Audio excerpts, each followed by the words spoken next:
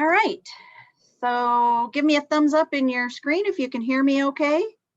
Excellent. Good morning, everybody.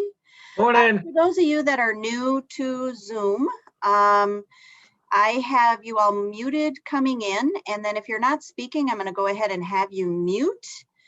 So right down by your video, there's a little mute button. I'm going to have you go on mute if you're not speaking. If you have a question, take yourself off of mute and then go ahead and holler at me. And then I've got my chat box up on the right that a few of you have checked into the chat box. If you would like to try the chat box, go ahead and click on chat. And then in the text box, you can text your name and the polling place that you're planning on working at.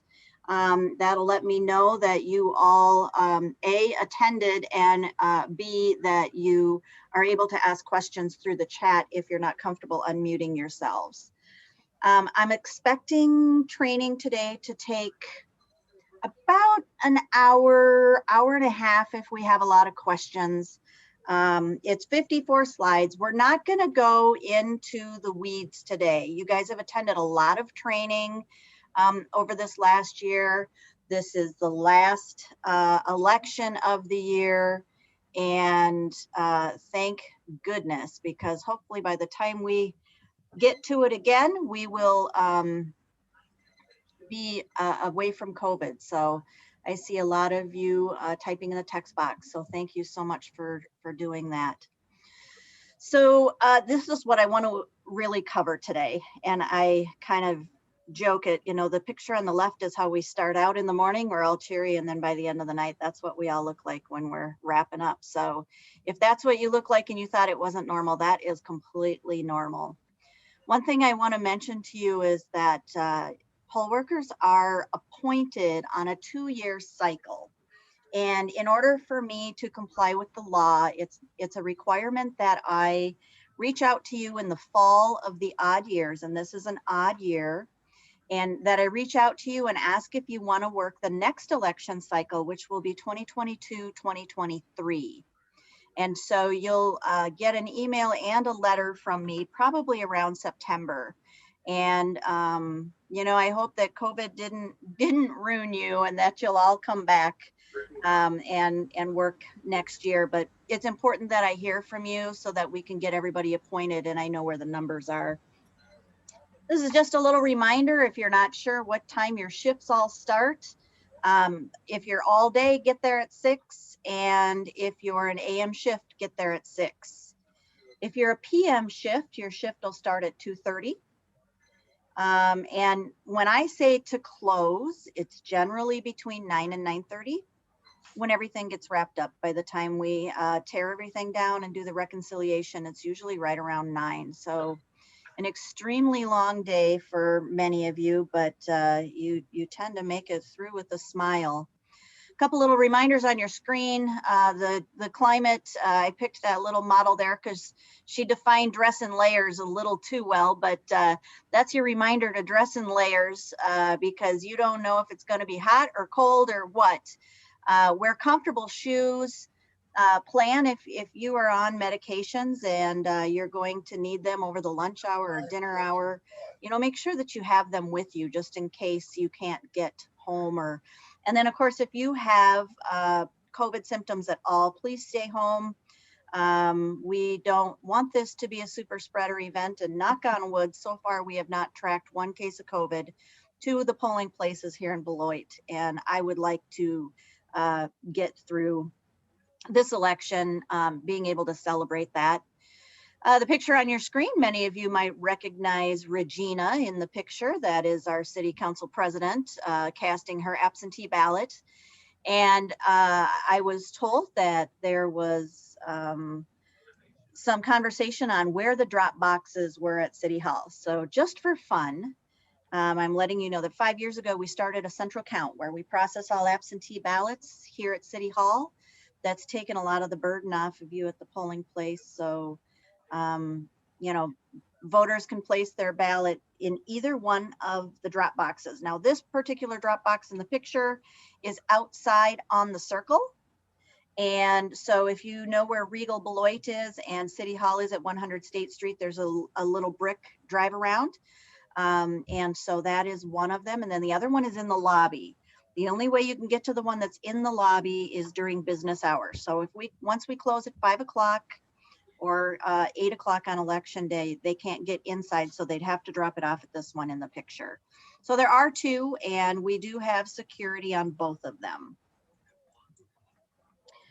Also, it's really hard to determine how many people we're going to expect for Tuesday. I wish I had better statistics, but this is a sample of the school district of Beloit's ballot. There's also ballots for some of you that have Turner School District and Clinton School District, but this is the ballot. And as you can see, we have the state superintendent, we have a judge branch 5, city council. There are 5 candidates vying for 3 seats. And then school board, there are 4 people vying for 2 seats. And then a little referendum that talks about the Affordable Care Act. And you might remember that back, I believe, when Governor Walker was the governor, they had chose not to accept the Medicare funds for ACA. And this is asking if we should. So that is also on the ballot. Not a lot of conversation other than you've probably all seen on the TV, the Jill Underling commercials, but otherwise it's been pretty quiet. I italicized the April 4th, 2017 election turnout just because this one in 2021 is probably most like that one. We're coming off a presidential election. The absentees, we've got about 700 absentees right now, so you would have to just kind of shift that. But I would expect in person probably to see about 2,000 people citywide over our 9 places. So when you do the math there, pretty quiet, maybe steady day, but nothing that's gonna burn us up. So feel free to bring your knitting and a book, gosh, I don't know what else you can bring that you can kind of keep out of the way. So unlike November, we're going to have some more time for you to be able to take breaks and lunches, and we will be providing that meal hopefully just one more time. I mean, one of the greatest things, the picture in the bottom right there is of a potluck style. That's one of the best things about working the polls is when everybody brings their favorite foods and you share them, but we just can't take the risk of doing that yet. So we'll be bringing in Subway and Bagels and More, very similar to what we did in November. We've got some dedicated areas for you to take breaks. And then, just remember, pick up after yourself and use all the COVID precautions to make sure that we are taking care of each other so that we don't get sick and that we respect our polling places. The same standards that have been in place all of 2020 will be in place 2021. So we've got your plexiglass shields, and I'm not sure if anybody on the call is working at First Kong. I'm still working on figuring it out how, because this is my first one and I don't have the plexi shield. So I'm still working on borrowing some. You'll have everything else that's here though. We're still going to issue a fresh one-time use pen for all voters. The twin oxide on this list is the pink spray. The beauty, if you didn't work in February, the twin oxide can be applied to the voting booths and then wiped right off after just a few seconds. In November, that stuff had to lay there and kill. This is a much better product. You can spray it on, pretty much count to 3 and wipe it off, and it's COVID proof. So we do not want you handling voter ID or proof of residence. And if they can hold it out without putting it on the glass, where's my ID? That would also be ideal, because if they touch the glass, then you have to go around and do the glass. So if you can just ask them to hold it out like this so you can see what you need to see, that would be ideal. And then we want to keep traffic moving. So limit conversation with voters. That doesn't apply to the workers, but you know, the voters, if we can keep the traffic moving, then we can make sure that we mind our occupancy rules here. This is why I'm not an architect. The picture you see on the screen is my drafting skills here. These were all approved by walkthrough with our emergency management team, which included our chief of police and our deputy fire chief and our emergency management coordinator, Patty Miller. And so once we get the furniture set up, I have to ask you not to move the furniture, because this is all set up in a way of a one-way traffic flow pattern and social distancing and occupancy. So there's many reasons in this case where I can't give you carte blanche to set up the way you would like to. It has to be in an orderly way. One of the things I noticed in November was that I had provided you these laminated signs that say, please wait here for the next dot to clear before proceeding in line. And they're supposed to be attached either through these little round Velcro dots that I gave you that attach to the cone, but there should be a sign on every cone that instructs the voter to have their photo ID ready. It does talk about a partisan primary, but these signs, you have 20 of them, and you should use all 20 of the cones with the signs on them. I know sometimes, you know, you think the cones are just enough, but we have to take every extra step that we can to make sure that the voter knows what they're expected to do. So, all right, I think I will stop sharing my screen for just a moment here and see if there are any questions as far as COVID or meals or showing up. We're all good on that. If Lori, we will. I have a quick question. For the meals, who should we let know if we have dietary restrictions?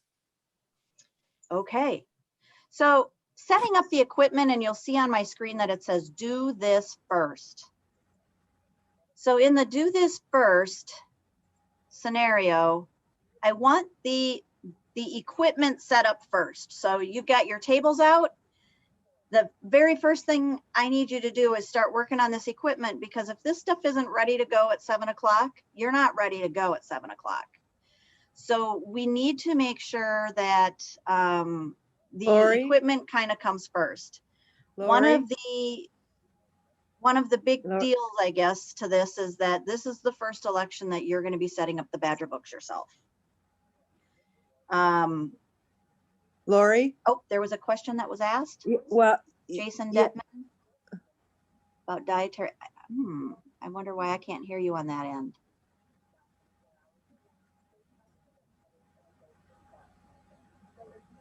Okay, hold on just a moment. Let me try something here.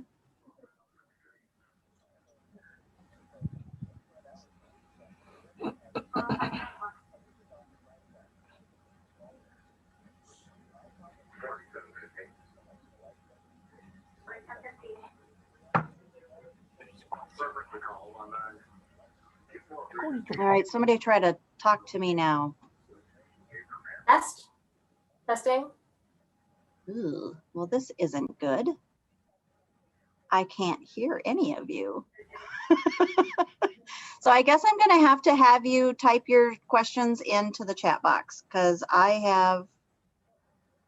you can all hear me though, right? Yes, okay. I'm going to have you typing your questions into the chat box. I'm sorry. Lori, you asked us to put mute on, and I'm just checking one more thing here to make sure that I. Well, you gotta take the mute off. Take the mute off. All of my sound on, and I'm sharing my audio. Lori, I mean, I think we can hear you, we can hear you. but she can't. Right, but we asked you, All right, or you asked us to put our mute on, and I think most of the people have their mute on. At least on our end, it shows the mute being on for most people. Sue, there are Velcro dots available in your supply tote. If not, just use some of the tape that's in your tote and, you know, stick them to it that way. And Jason, if you have dietary restrictions, can you email me and let me know so that I can see that as well.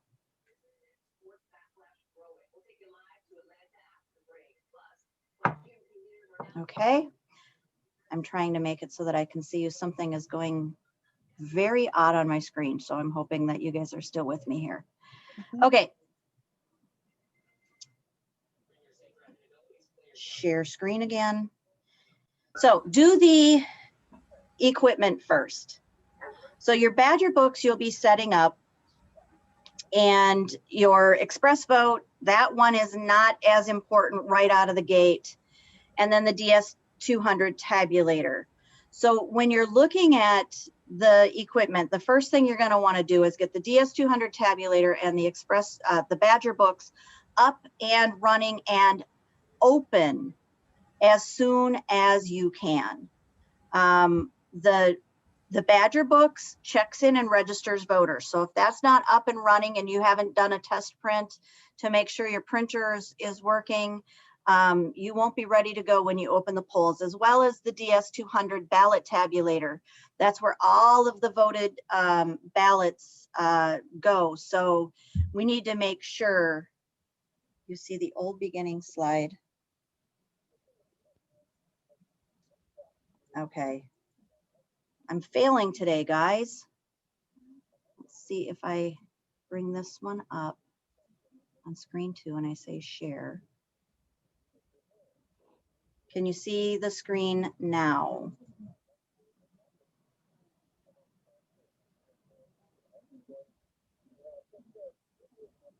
Participants.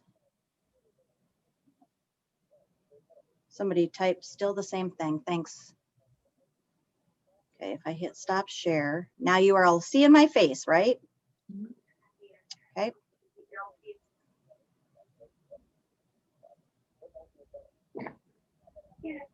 I'm going to do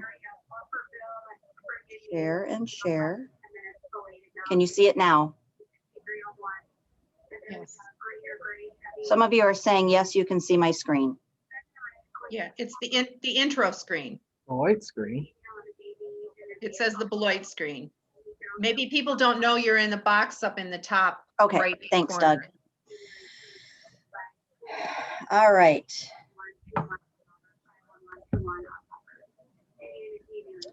So in setting up, this is what the equipment will do and won't do. It will check in voters. It will record the assister if somebody comes with an assister. It'll record if you serve a curbside voter. It'll help voters more understand a complicated ballot. So if you have somebody who comes and needs a Spanish ballot, the express vote will help them with that by reading the ballot in Spanish to them. If you have a typo in a name, you can type that in. So these are really nice to be able to do that with. John had said in an email here that at River of Life, a Spanish-speaking person needed help, and they ended up calling somebody.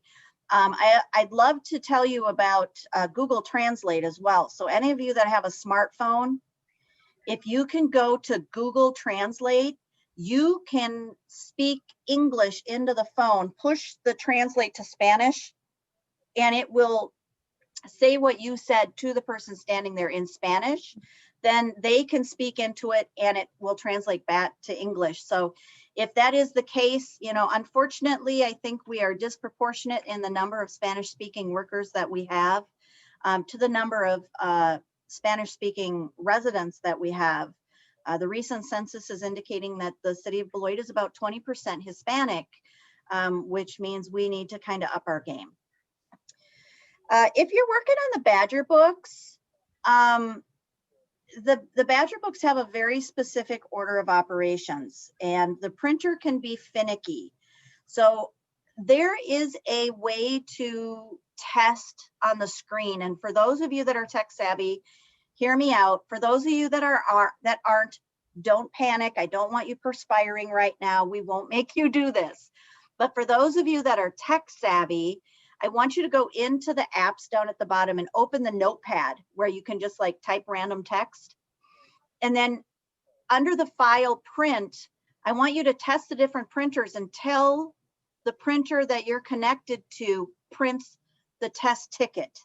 That way you don't have to check any voters in and then clear your results. This is the easiest way to make sure that your printers are connected. Chiefs, we will try to do this on Monday. I'm going to be very limited on time going from each polling places, getting to all 9 of you on Monday before the polls open. So I will try to get some written instructions on how to do this before Monday so that it can go into the field and you can have some screenshots for that. So I have worked with my staff over the last couple of years to make it so that we used to kind of just put everything we thought you needed into some totes and sent it out in the field and then just said, figure it out. Now, in this case, what we've done is we've tried to put everything into folders by position table, and we've tried to provide you with the same number of forms and everything that you would need for that specific station. One of the other things that we have done is we have created task lists, and they were created so even the newest rookie could just come in and grab a task list, follow each instruction down the task list and plug in. So the first 3 pages are the chief's major notes. This is where you can write who you assigned it to and what needs to be done. And then the following pages look somewhat like this. So on your screen, you're seeing 2 different task lists, task A and task B. So while one of you is doing voting booth setup, so that's a more physical job, less techie job. So if you can, put a couple of sticks in the bottom of a piece of plastic and get these things to not wobble, then that's your job. If working with the tabulator cart and getting all the supplies out of it and moving them to the table is your thing, then do that. The ballot table setup, I've got very specific things on where to get what and where we've put it. One thing I will tell you about these is that as I've designed them, we're not in the field. And so I need you to be able to tell me if they're not if things don't say they are where they are. So it would be very helpful if you guys use this election as we end the last election of the year, use these task lists and read through the steps. And if it didn't go as planned, please write on it and give it back to the chief so I can update. I want to make sure that what I'm giving you is very accurate. And I kind of walk through these in my head based on what I see in the field and how I would like it to go. But, the ballot table has about 10 steps, and then it even tells you like what's allowed for putting voter numbers on and, initialing and, how many to have out at a time. The Badger books, this just basically says this is what you need. This is not the instructions for setting up, but there are 3 more pages to the Badger book to task D. So while task C is just a 1-pager, task D is, it's a 3-page process that gives you quite the breakdown. Now, for those of you that are going to be setting up the ballot table, I need you to check your ballot stock to ensure that you have the right ballots and that you have enough ballots. So when we put them in the box, like at the end of today at 6 o'clock, we'll stop our in-person absentee voting at City Hall and we'll start to pack up all the ballots to go to the field. We're going to put in everything that we have left, but I need you to kind of count. And if you look at the screen where it says official and then come down the screen, you'll see that I have 2,860 official ballots. What I do is anything that I have left in the absentee bin, I move over to the official. And then anything that I have that was left over from test, I move into the official, because all these was the number of real ballots that I ordered to get through the process. Make sure that you have everything that you need. The good news is now that we have the express votes, which are the ADA assisters, we have 250 pieces of blank ballot stock that we can use when we run low on ballots. So we could have everybody voting on the express vote, but that also could slow things down. So I want to make sure at the beginning of the day that you're seeing this ballot order. It's chiefs have one in their folder, and you also have one on top of the box in the ballot area. And then, hey, ballot peeps. So we were doing some hands-on Badger Book training on Monday. And it turns out that this is what a voter ticket, when it spits out of the printer, this is what it looks like. You used to have just a little tiny square piece of paper that had just a number on it. And now the voter tickets have the voter number of the voter, the ballot style, which is in our WisVote system. Doesn't mean a whole lot to you, but if you were to try to decipher that, it would be ballot style 1, BS1, Beloit School District, and then that 0413 is Beloit School District's code. But you'll see it also prints out Beloit School District below. And then it's ward number 7. Now, your ballots have a color stripe across the front top. And those color stripes are meant to match the color stripes that we ordered the ballots on. So this last page, you were seeing a lot of white, green, yellow, pink. That's the color stripe on the front of the ballot.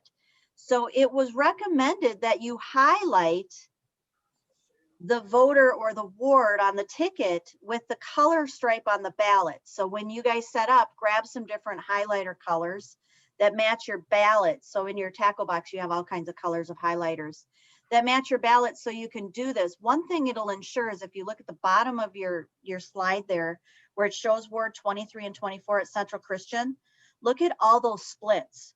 So in Ward 23, there's 3 different ballot styles to choose from. So when a voter comes in Ward 23, you got to really pay attention to the school district, that you don't issue the wrong ballot. So if this was pink and Turner and you made sure that you highlighted pink, it would just be something up here to double check. So if that works for you, great. I know that was a recommendation of at the library by one of the chiefs. So go ahead and give that a try and see how that works. It's kind of a new concept. If it doesn't work, let me know that too, okay? Now this is the greeter station task list and the signs task list. So the greeter station has a very important job to do. There's a lot of things that go to the greeter table. So you want to make sure that those supplies are all set up in advance. And then you have these new totems that the signs all fit on, but they don't have everything current. So from the sign folder on your task list, you're going to be getting the pop-up board out, but you're going to also make sure that all of the signs are current. We just print out the current signs and put them in the folder for you to put into the totem. So there's a little bit of following along that you'll have to do, but I've pretty much spelled everything out. This is the Express Vote terminal, ADA machine, and the DS200 tabulator task list that's on your screen. The Express Vote has a couple of pages. The DS200 also has probably 4 or 5, and the DS200 is very detailed. I have to talk to you, like you'll see at the bottom of the page with the down arrows. You need to make sure that bar is propped down, and there's a lot of steps, but I spell them out very, very thoroughly. So if you and a partner are working together and you're going through these steps, they should work. And like I said, if they don't, please write your notes so that I know what to fix. Sue had typed in the chat that the signs did not all fit on the totem in the last elections. And if that happens, then you can go ahead and simply tape them up with a little bit of tape on a wall nearby. The last task list in the opening task list is your Election Day accessibility checklist. I'm pretty sure that some of the polling places are not doing this task, and I don't know if it's because they don't think it's important or we don't have enough people to do it. But at some point in the morning, we need to do this because all of the buildings that we choose to vote in have to be ADA accessible.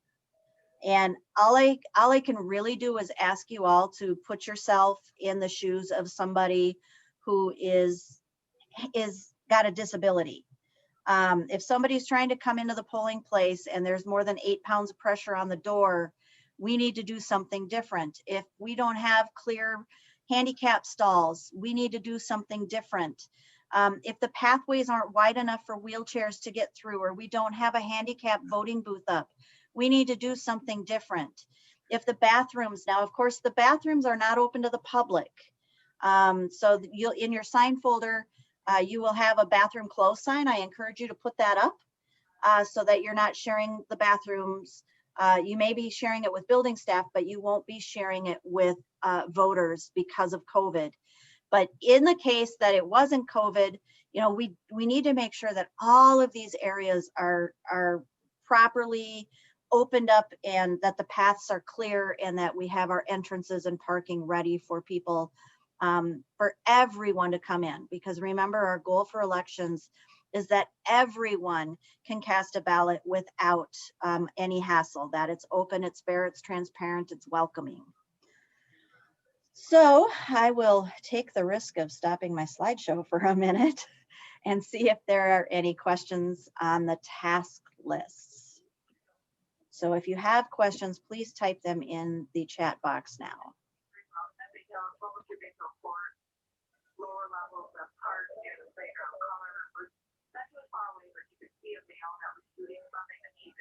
Okay. I'm not seeing any chat right now, so we will keep going. Thumbs up, you can still see my screen? Great. So there are so many supplies, and you're not going to necessarily use them all day. So I'm not sorry that I put them in. I'm trying to make it so that you're as prepared as you possibly can be. So we've got a new code red bin, something you've never seen before. And because we're all doing Badger books now, now we've got this code red bin. You shouldn't have to touch it if everything goes as planned. But you know, when you don't plan for the unexpected happens. So I planned for the Badger books to fail so that they won't fail on you on election day. So this red tote, it holds everything to go old school, as I would say. The tote contains paper poll books, supplemental poll list, voter registration forms, ward signs, tally slips. So everything that you used to do when you did everything on paper, that is there. So if we say deploy the red tote, go code red, that is the tote that you'll use. The goal for this is that you'll never have to open this. It'll go to the field, it'll come back, and we'll do some recycling, and it'll all be good. In many other cases, I'm hoping that the screen that you're looking at right now is all of the supplies that we set up so that you can understand the enormous amount of work that the staff here in the city clerk treasurer's office goes through to get the 9 polling places ready. What you're seeing is the new forum. If you haven't been in the new forum where we used to do in-person training, this is where I'm now doing my staging. And all along the room is your Badger books and your DS200, your express vote, your supplies, your treats. So we take 7 to 10 full days to fully test, pack, and prepare equipments and get supplies into the field. We then load 2 full U-Haul trucks to get the supplies to their proper location. So when what you're looking at might not seem like a lot, times it by 9.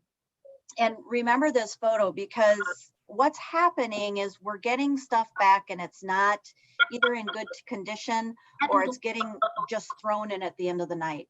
And trust me, I know that we're putting you through a ton during the day. And if it means that's the best I'm going to get you to keep coming, then fine. I'm not preaching. But if I can get you to try to put this stuff away in a little safer manner, we can save some tax dollar money, which is, as a treasurer, you know I'm all about. So as the minions would say, you know, there's a nay and a yay on your screen. This is an actual tote that came back in February. And you can see that there's some clear acrylic signs laid flat on top of each other without any sense of standing them on end where the ends might break. And everything was just kind of thrown into the tote.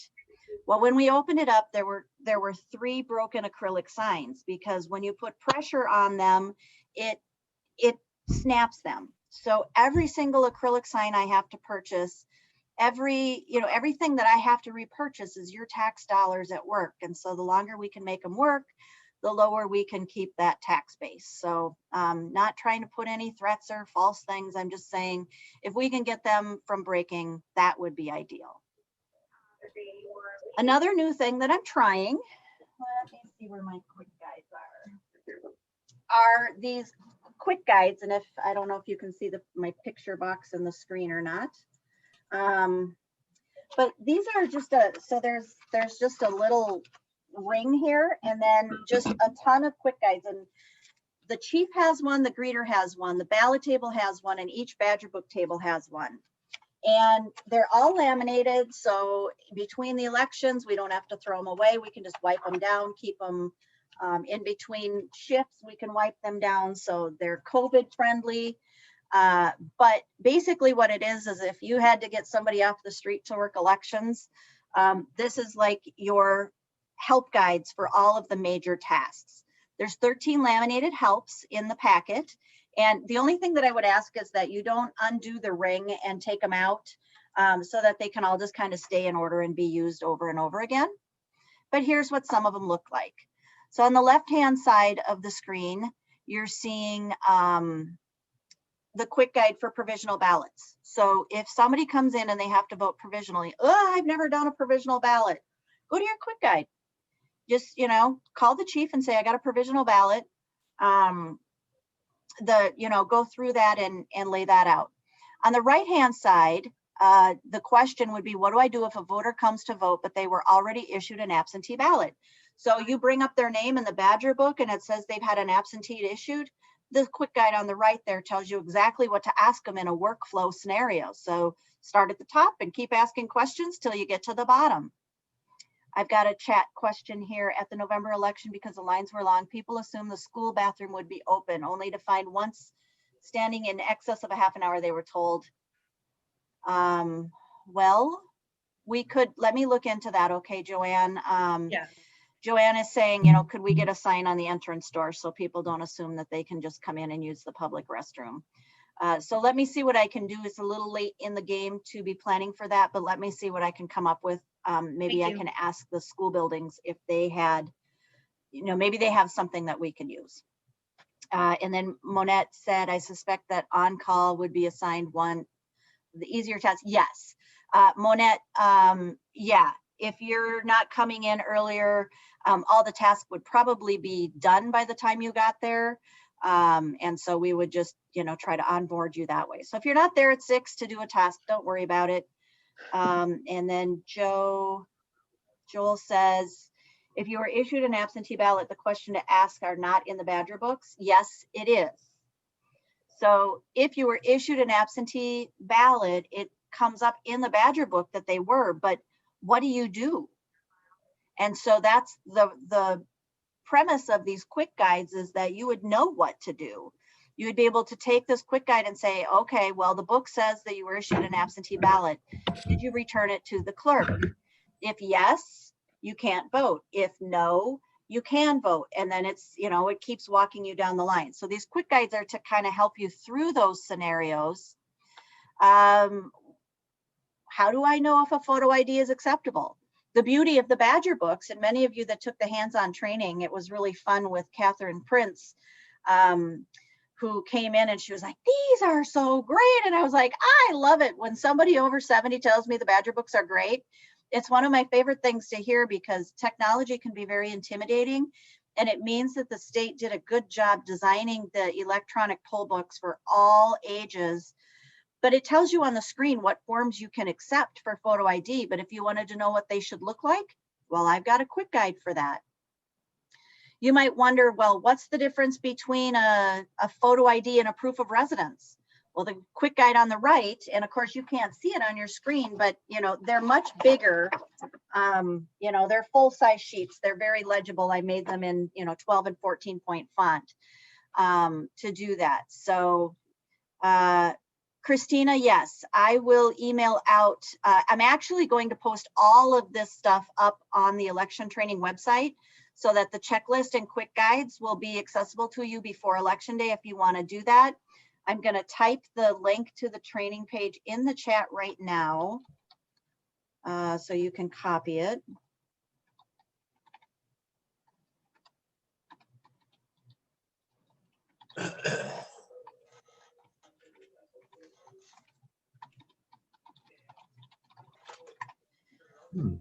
So Beloit WI dot, oh my goodness. I just did that wrong. Ignore me.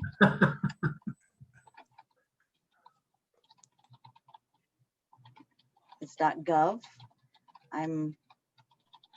There we go. It is the second one. Let's see if I can delete that last one. I can't. So it's the second one. It's the beloitwi.gov/election training.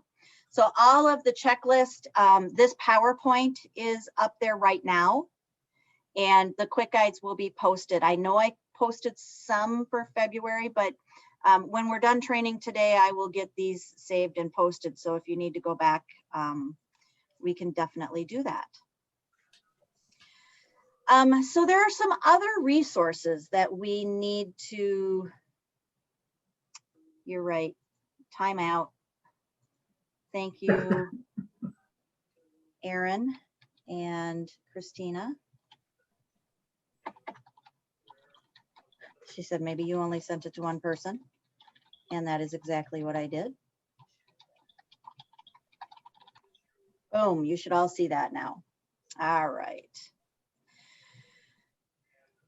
So the felon list, it's a 1-inch binder, and it's called the felon list. It's called the ineligible voter list. Its proper name is ineligible voter list because it's not just felons that are on this list. There are also a few people who were, it comes from the Department of Corrections.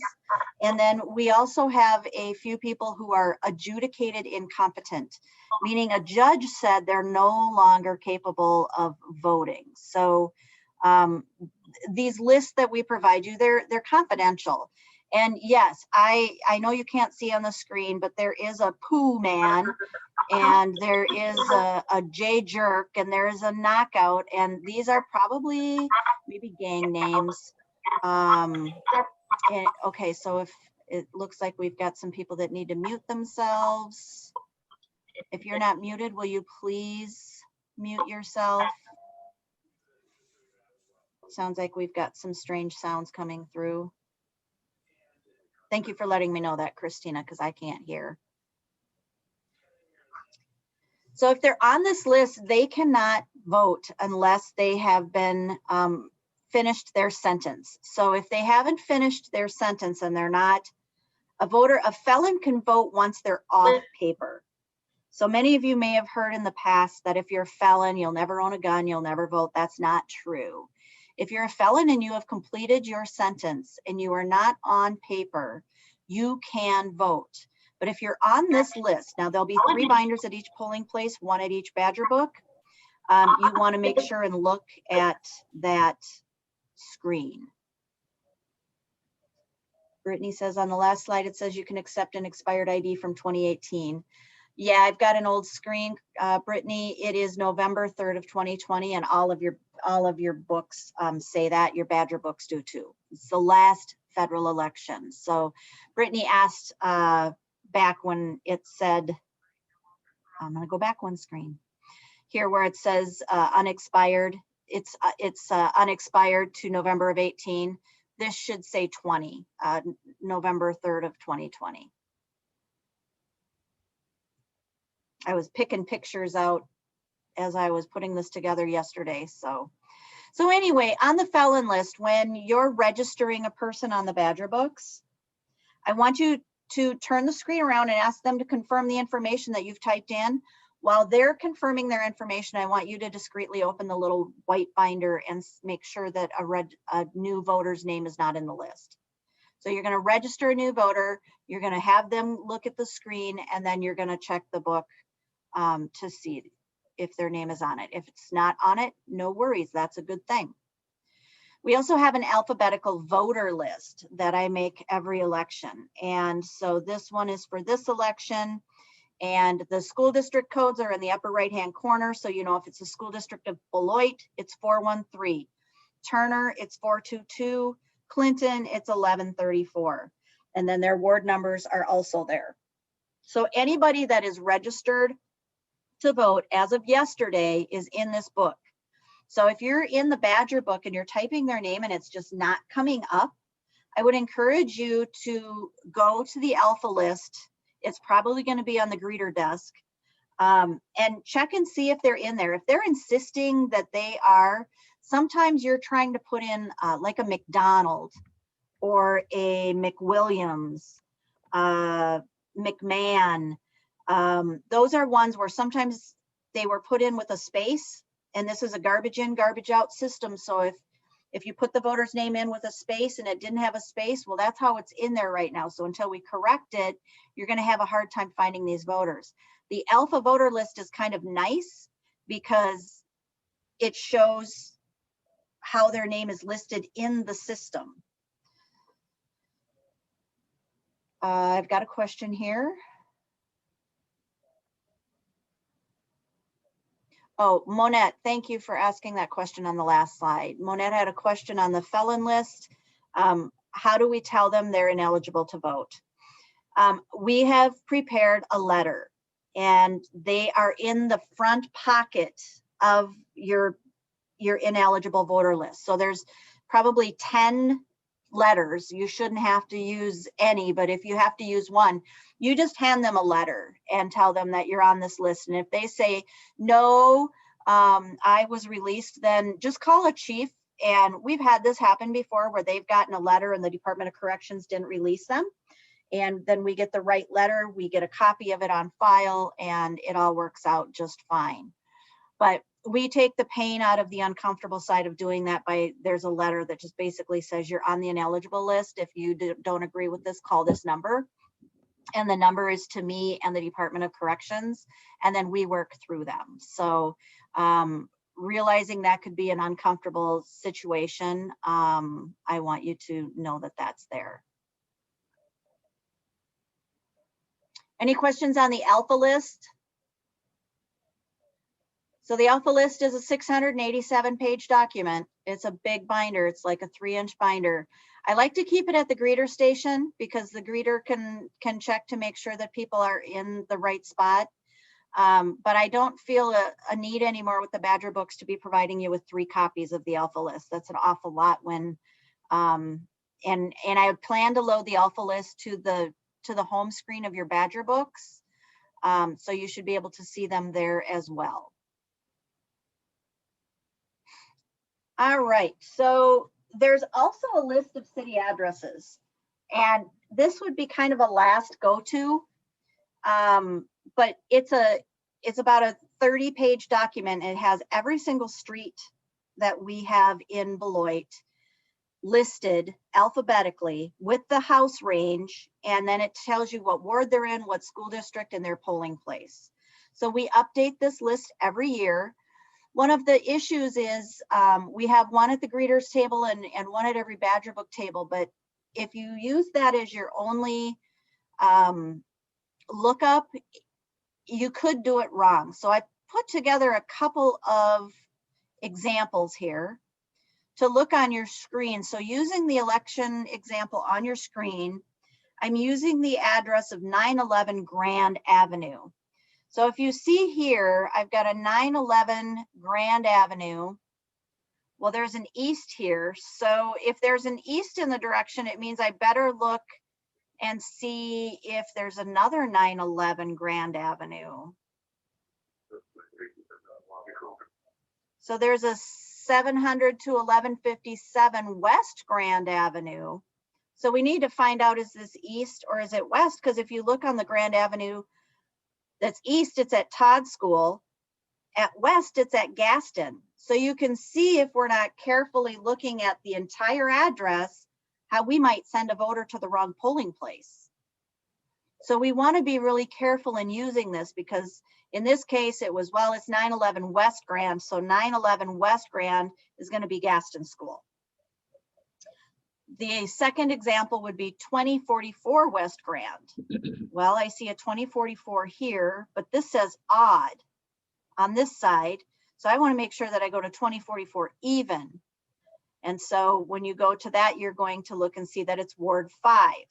So in this case, I'm trying to show you that there's two wards that the street splits. So you've got the even and the odd side of the street that the ward line goes down. So is it in Ward 4 or is it in Ward 5?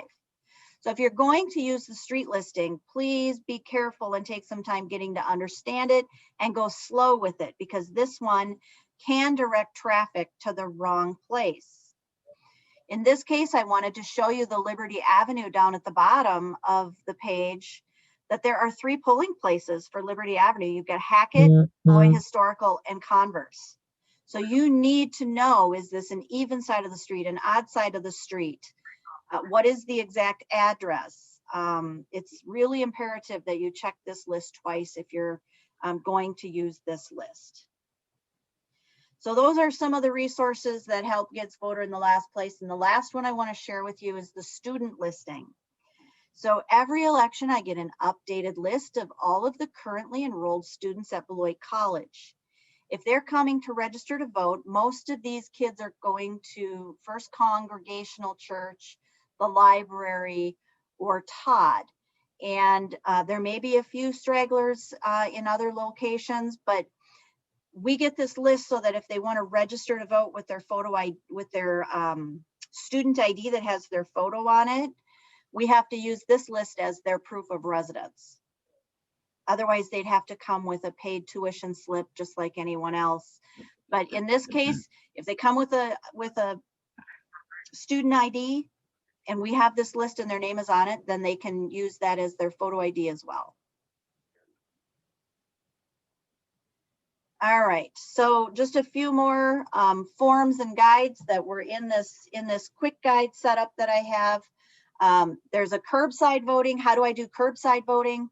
How do I check the ineligible voter list that we just went over? And then, so I'm going to take a break right here. Stop my share. Any questions on the quick guides? Anything that some of you experienced workers may have wanted to use for the quick guides that I didn't include? Go ahead and include that either in notes on election day or in the chat, and I will work on that for future elections. Bring my chat back up so I can keep an eye on it. So the next thing comes into what is, I don't think I have any incident logs out, but what is the incident log for? So every one of your tables is going to get an incident log. And what it is it's basically a diary of election day that helps us understand what happened, when it happened, who it happened to, in the case that we would have to do a recount or we would have to do some further reconciliation to the election. I promise you can never log too many incidents. I would rather you log everything over nothing. Because in the event of a recount, I take every incident log and I go through that in great detail so that when I'm sitting in front of the attorneys trying to prove that we did everything right, I can show where we were off by one ballot or where we had things go differently. So that is something that we just have to really keep vigilant on. I'm not so worried about the election official code. So sometimes there's a code that you can put in. I would say just start with an incident number, go 1 through whatever, log what happened. You can use multiple lines if you need more lines. Approximately what time did it happen, and just kind of what happened. Now, there was something came up after the last election in our new layout because of the way we issue second ballots, is how should we record when we issue a second ballot? So by a show of fingers, how many ballot chances can a voter get before they don't get a chance to get their ballot right? 1, 2, or 3? They get 1 ballot, they get 3 chances. Okay, so you get your first ballot. Oh, gall darn it, I voted for more than I should have. I need to spoil this ballot and do it again. So you take it back to the ballot table. They tear a corner off and put it in the spoiled ballot envelope. They write on the incident log that Lori Stotler was issued a second ballot. Not voter issued a second ballot, because how would I know if I come back again and I need a third ballot? How are you going to know if you just wrote voter issued second ballot? See, because my name isn't on the voter ticket, you can't go back to that. So when they come to get another ballot, just say, so tell me your name again, just write the name down, issued a second ballot. So then I go and I try to do it, and then, oh, darn it, my pen went across the thing, and now I've spoiled it again. Well, once you get to that third try, it's pretty important that you get that third try right, because 3 strikes and you're out. You don't get a 4th chance. So I would suggest that voter maybe vote an express vote ballot, where the machine is going to read to them. It's going to mark it for them. So all they got to do is push buttons on a screen. Then it'll properly mark their ballot that they can put into the tabulator, and 99% chance that ballot will count. So first ballot, usually that's the only one you give. Sometimes you'll have to give a second ballot. They usually get it right then.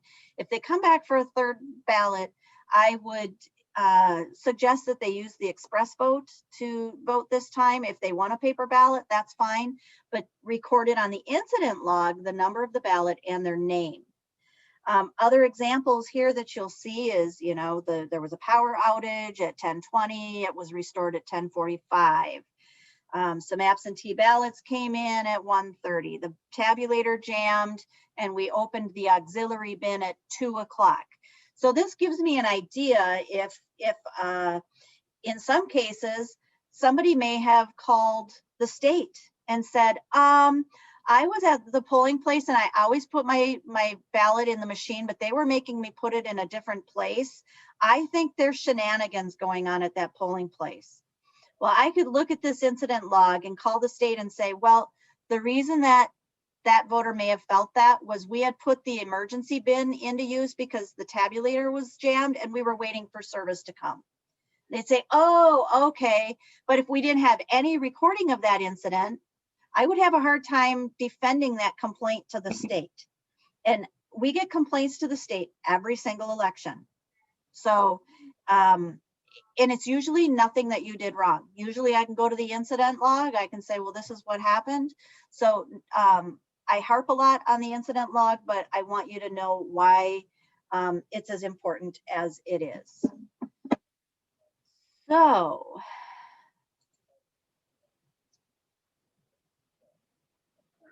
John, does that count as a vote? I'm not sure of what your question is, John, and I can't hear. So unless I can get some more Lori, detail on what your question is. Lori, can you hear me? And Joel says, there's a chance that Beloit will be audited, so the incident log will be helpful that way. The multiple ballot incident. Okay, yes, in the multiple ballot incident, because you're spoiling, the voter's only getting 1 ballot. Nobody gets to vote more than 1 ballot, but you get 3 chances to get your 1 ballot right. So you're only going to cast 1 ballot into the tabulator, but you get 3 chances to fill it out correctly. Just like if I were to give you a form to fill out, if you screw it up, I can give you another one. If you screw it up, I can give you another one.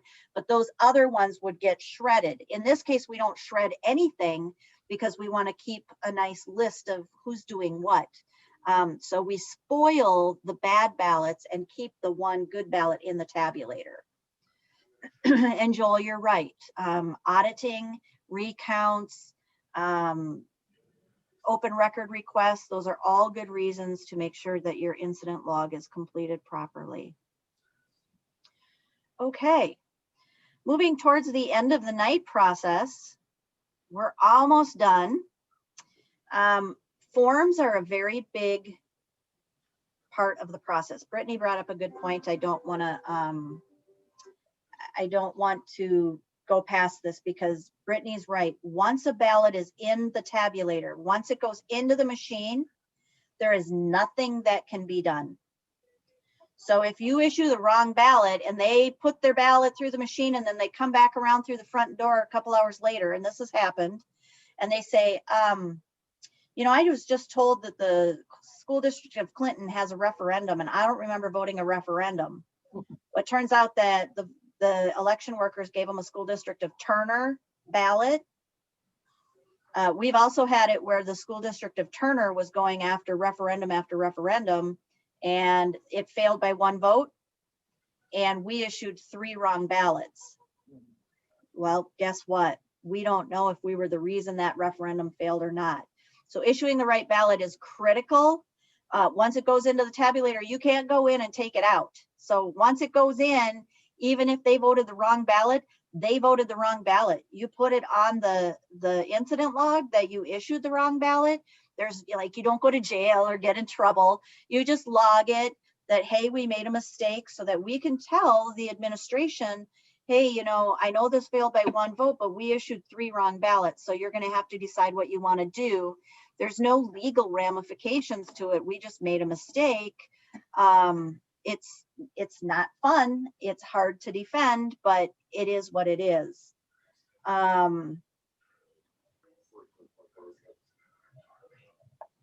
Yes, if you go to the electronic machine, if you go to the express vote, John, that is your final chance. So you can have 3 chances of doing the express vote as well, but chances are you only need 1.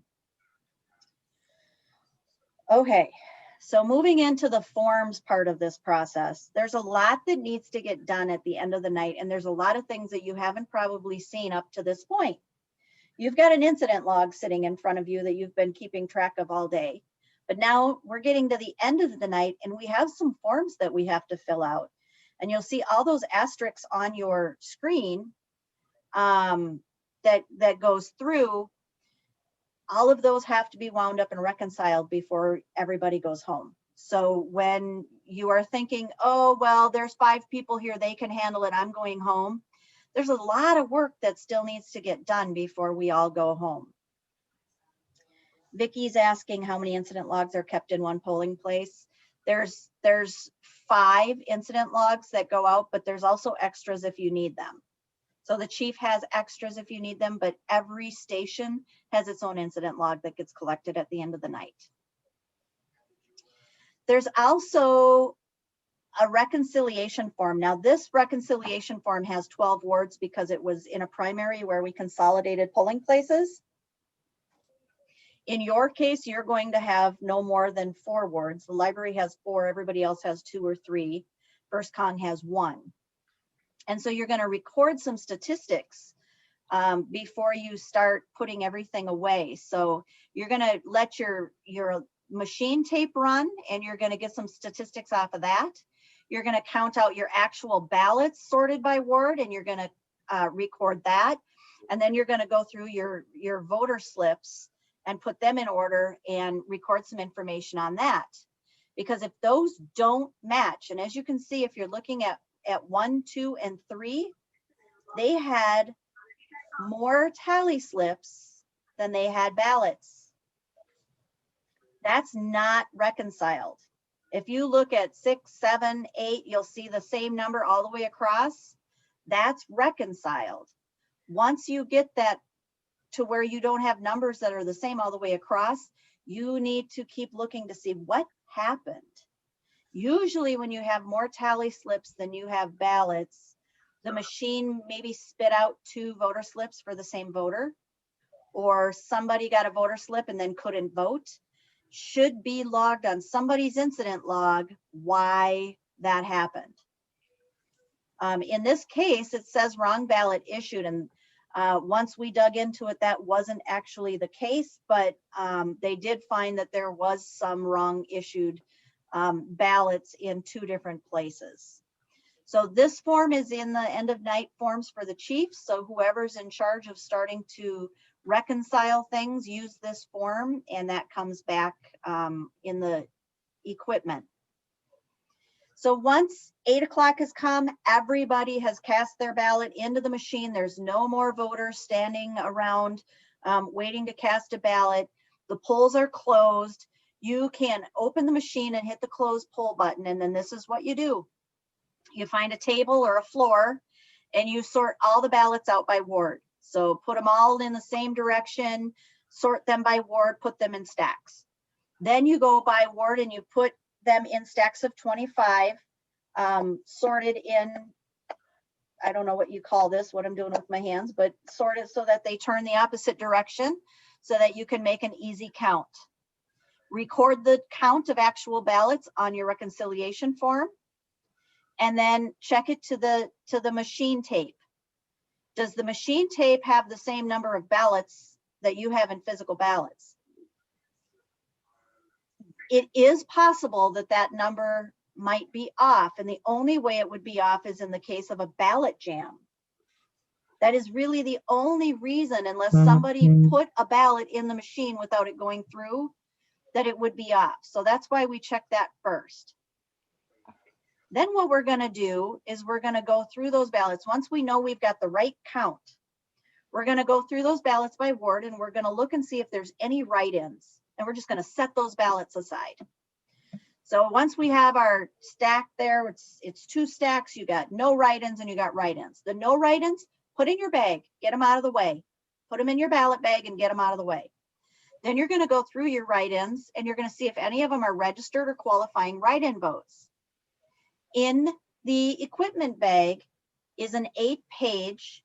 It shows all kinds of examples. And the reason that I want to show you that is the counting votes at a spring election 8-page scenario is when you have the what if, the scenarios are on there that you can just look at that and say, okay, that's similar to this. This would count or this wouldn't count.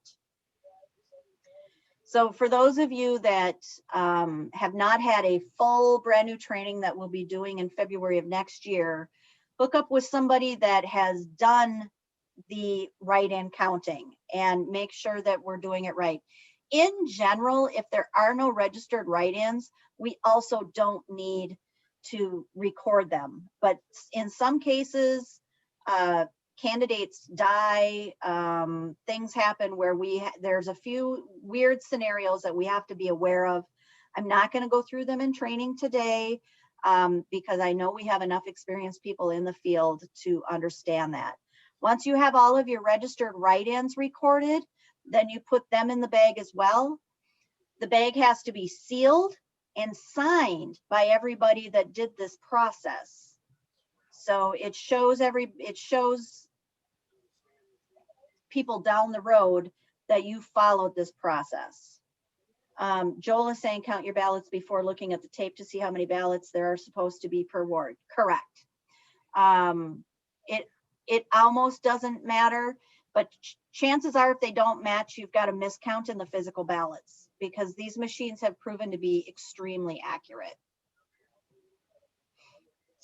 You also have an end of night operation that I wanted to make sure you were aware of that occurs on the inspector statement. So the chief inspector has this form that they fill out at the end of the night.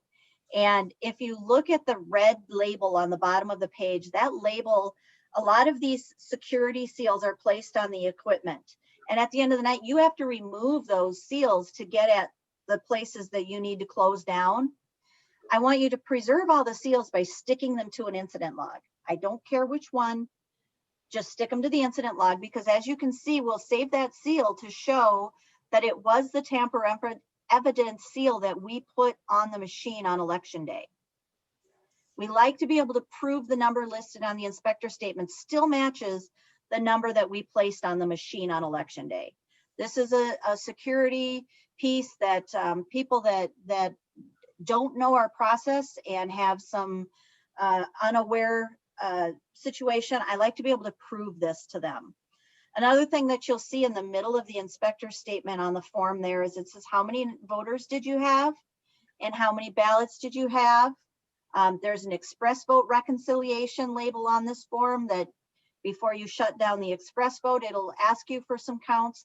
So there's math that you have to do at the end of the night and then record it for me so that when it comes back to City Hall, I can upload it to the state database and put the periods to your sentences. This is the label I was telling you about the express vote. Before shutting it off, just check the screen. It tells you right on the screen what I'm looking for. And then if there's any physical ballots that voters used, I will tell you, if you've not played with the express vote before, you can vote a ballot on the express vote and spoil it as long as you create it on the incident log with the chief's permission. So if you want to see what this express vote does, go ahead and do that in a downtime during the day and spoil the ballot. If you vote at your home polling place, I would encourage you to actually vote the entire process, vote your ballot on that machine so you know how it processes through. An important piece that you should know is that USBs. So right now on my screen, you can see that I've got a bag full of USBs, and there's a lot of these plugged into your equipment. Some of them are blue, some of them are white, some of them are black. Never remove the USBs from their machines until the equipment is properly powered down per the task list instruction. Removing the USB too soon can corrupt data and cause loss of results. The city of Janesville in November had somebody pull the stick out of their tabulator before it was shut down. The stick corrupted and they had to hand feed 3,000 ballots back through their machine. They were there till 1 in the morning. We learned this lesson. I'm learning from somebody else's error and telling you, please don't pull these sticks until the machines are properly powered down to avoid any type of corruption to the machines. Badger books have a USB stick as well. Make sure that you don't pull them until they are powered off. Once they're powered off, there's no problem pulling them and giving them to the chief for storing. We need to make sure that all of the USBs come out of the machines before you pack up. Otherwise, I'll have to tear into the stuff the day after to get it, because this is data I use to put into the state database to record participation and whatnot.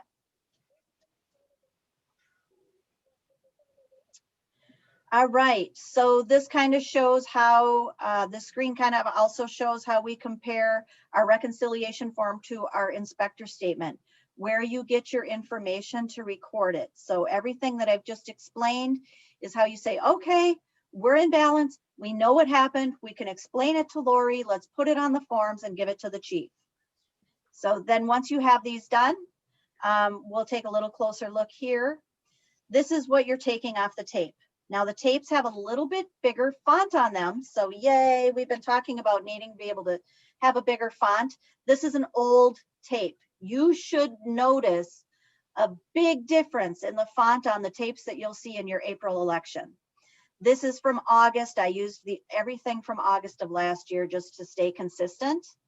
But the results tape that comes off the machine has a ton of information that you can use. Don't be afraid to look it over and get comfortable with it, because it's very, very easy to understand. So on the left-hand side is a master accounting report that comes out when you close the polls. Every single ballot style that's in the machine here, it gives you a tally right at the beginning. So when you're doing your reconciliation form, pull it from here instead of going all the way down your forms and trying to find it by ward. This is going to give you the total number of ballots cast and then a breakdown by ballot style. So this is actually 12 wards in August because we consolidated, but it shows you how many total ballots we had. There's a thing called undervote, overvote, and crossover. That's your master accounting here. Overvotes is people who voted for too many people, but they didn't want to fix their ballot. Undervotes is you are not required to vote your entire ballot. So let's say at April's election, I only want to come and vote for city council. That's fine. The school board will just be, all of those will be considered undervotes on your ballot. So that's why, as you can see on the tape, you're seeing 278 undervotes. The undervotes is just that they didn't fill in their entire ballot, and that's fine. The machine doesn't care and we don't care. vote for the contest you want. If you don't know about the other ones, leave them blank. It's just an undervote. And then sometimes there's blank ballots. Sometimes there are people that just want to vote every single election. They have this perfect attendance thing. That would be me. And if you don't know who you're going to vote for, then cast a blank ballot. You'll still get credit for voting, just no candidates. It's a pretty unusual thing to happen, and in August it didn't. And then a crossover vote, we don't worry about in this election. That's only in partisan elections where it's by party. Over on the right-hand side here, you'll actually see some election information. You'll see a protected count. This is like the odometer on your car. It tells you how many lifetime ballots have been put through that machine. So this machine has a really good way of telling me when I need to get it serviced, when I need to change out parts, batteries, updates, whatnot. That is something that I use to help me keep the machines healthy, just like you would on your car odometer when it's time for an oil change. Here it tells you how many paper ballots went into the machine that day, and then it'll go into a long breakout by contest. So lots of stuff. There's a serial number that connects it. So if you guys give me a tape and it gets lost, I can at least, if I can find a serial number, I can tie it back to the machine. The tape carries a ton of information that we use in every single election, whether you guys are looking at it or not. There's often 3 tapes that will print automatically, and I need all 3 tapes separated and signed. So the first tape, and this is kind of important, so if you're drifting off on my voice, come back for just a minute. The first tape is your 0 tape. So at the beginning of the day, the tabulator, the ballot tabulator will print out a 0 tape. What it's showing the public is that this machine doesn't have any votes in it. Everything is set to 0. Everything is out. It's kind of a long tape, and you roll it up and you keep it attached to the machine. The first tape, the first results tape that comes out will be attached to the 0 tape. That is the county tape. So the county gets the 0 tape and the first results tape that is signed. That's a requirement by the state. The second tape is just a results tape, and that comes to me. And then the third tape is just a result tape, and that goes to the school district. So knowing that, you'll know that if you have multiple school districts, you are going to need additional tapes. So in the case of Central Christian, you're going to need a total of 5 tapes, 1 for the county clerk, 1 for me, and 1 for each of the 3 school districts. 5 tapes total. If you just have Beloit School District in your polling place, you only need the 3 tapes. I need you all to sign the tapes. So if at least 3 people need to sign, 5 is better, but at least 3, including the chief, need to sign the tapes. So that was a lot about the tapes, but I've not really ever gotten into them. So now, just like in the beginning of the day, you had some task lists that were laid out. At the end of the day, you have the same thing. They're created so that the newest rookie who's here for the first time can grab a task list, tear down. The chief gets the first 4 pages because that's your master notes to go through. The rest of you would just pick up a task list. So if you look at task list A that says remove signage, okay, I can do this. I'm going to go outside. I'm going to get the flag. I'm going to get the sandwich boards. That vote here board is considered a sandwich board. If there's signs taped on the wall, take them down. My rule of thumb is that if it's laminated, it comes back to me. If it's just a paper one, you can toss them. So my rule of thumb is anything laminated comes back to me. The bathroom sign is kind of a corrugated cardboard one. Bring that one back too. But like the ballot samples, the little blue ballots, you can throw them away when you bring them down. The voting booth removal. When you're taking down voting booths, the only thing I would ask you to look at is there damage to it? Is it extremely dirty? Can you clean it up before you take it down? If there's damage to it, I need you to put a note on the outside of it so that I can have maintenance take a look before the next election. If you're delivered a broken voting booth, it's because I didn't know it was broken. We have over 100 voting booths, and we don't go through them every election. So you're my eyes on this one. But step by step on how to take them down. There's a express vote disassembly. There's a Badger book disassembly. They're all laid out. So don't be afraid of the technology, especially in the takedown. As long as we have all our information recorded, the takedown is very easy. Make sure that you're putting everything in, that your cords are not crimped, that, you know, the headphones to the express vote, that they're put in a safe place where they're not going to get crushed. I see a couple of you wearing headphones today. I know those aren't cheap, and neither are mine. So, you know, as you're putting them away, just, you know, take your time, you know, put it away nicely.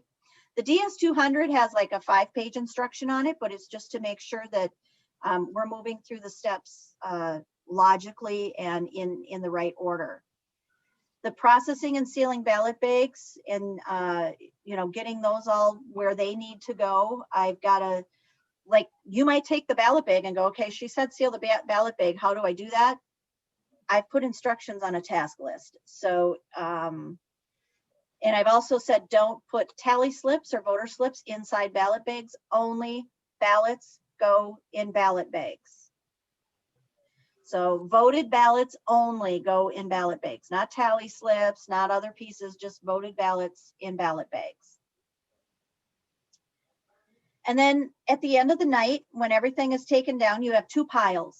You're going to have a pile that the chief is going to take back to City Hall, and then a pile for DPW to come and pick up. So make sure you don't leave things everywhere, that it just, everything from the election goes into 2 piles. Make sure your cords. So we, in some places we borrow extension cords, but in other places they're ours. You'll know by the tote that you receive if they're ours. Make sure that we get all of that stuff back to the one area so that pickup can go smoothly. The chief has a place to put all of the data that you've recorded and bring it back. It's a pretty sleek system. If everybody sticks around, it can happen pretty easily. So we made it. I didn't go into a ton of detail on how does the Badger book work, and how does the, you know, how do we register a voter? And I had some hands-on training. I think I'm going to do some more hands-on training next year. I know I've got a few of you that are first-time workers, and I'm just going to basically say, get with somebody who's more experienced and partner up so that you can learn what you need to learn to get through this election. Most of you can have a job that you'll feel comfortable in early on. Judy, I see you must have John with you. Judy Goifen, is that John? Nice to meet you, John. John, would you email me your email and phone number for HR on your forms? One of the last things I need to, yeah, Judy, you can do it too. One of the last things I need to tell you is that if you have volunteered in the past and you're working this election and you want to be paid, I emailed you out some forms, and I will need those back. You're considered casual employees of the city. And so, yes, it's a W-4, claim 0. You don't have to worry about all the math on it. You can just claim 0. I need your social security. I need your direct deposit. We don't pay people by paper check. It has to be direct deposit. And yes, we are going to have to go through this again at the end of the year. I pleaded my case to all of you who work, and some of you have worked 25, 30 years, maybe a couple even longer.